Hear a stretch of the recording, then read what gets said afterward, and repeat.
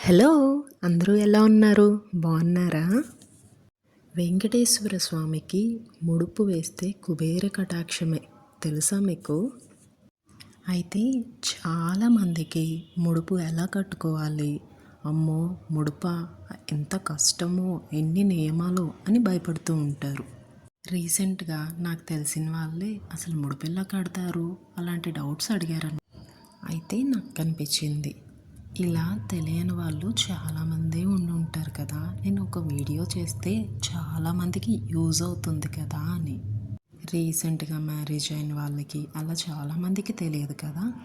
వీడియోలో ముడుపు ఎలా కట్టుకోవాలో చెప్తాను, వినండి జాగ్రత్తగా.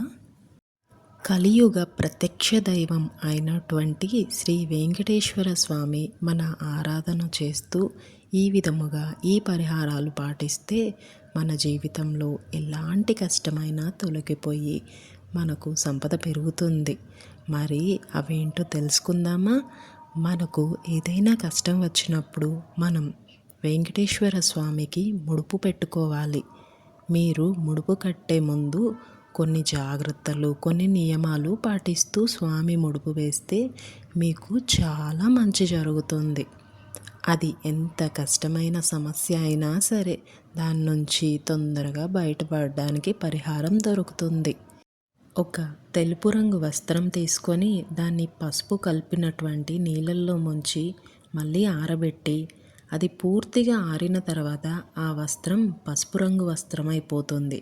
ఆ వస్త్రానికి 4 వైపులా కుంకుమతో బొట్లు పెట్టండి. తర్వాత 11 రూపాయలు లేదా 21 రూపాయి లేదా 54 రూపాయలు లేకుంటే 108 రూపాయలు బిళ్ళలుగా మీ ఆర్థిక పరిస్థితిని బట్టి ఆ వస్త్రంలో ఉంచి మూట కట్టాలి. ఆ మూట కట్టేటప్పుడు ఆ మూటకి 3 ముళ్ళు వేయాలి. అయితే ఈ 3 ముళ్ళు వేసే సమయంలో ఒక్కొక్క ముడి వేస్తూ మీకున్నటువంటి సమస్య చెప్పుకోవాలి. స్వామివారికి చెప్పుకుంటూ ఆ ముళ్ళను వెయ్యాలి. ఆ ముడి వేసే ముందు మీరు ఇంట్లో గణపతి ఫోటో ముందు కొబ్బరి నూనెతో దీపారాధన చేయాలి. తర్వాత గణపతికి నమస్కారం చేసుకొని ఓం గం గణపతాయే నమః అంటూ 21 సార్లు చెప్పుకొని వెంకటేశ్వర స్వామికి ముడుపు కడుతున్నానని గణపతి దేవుడికి చెప్పుకోవాలి.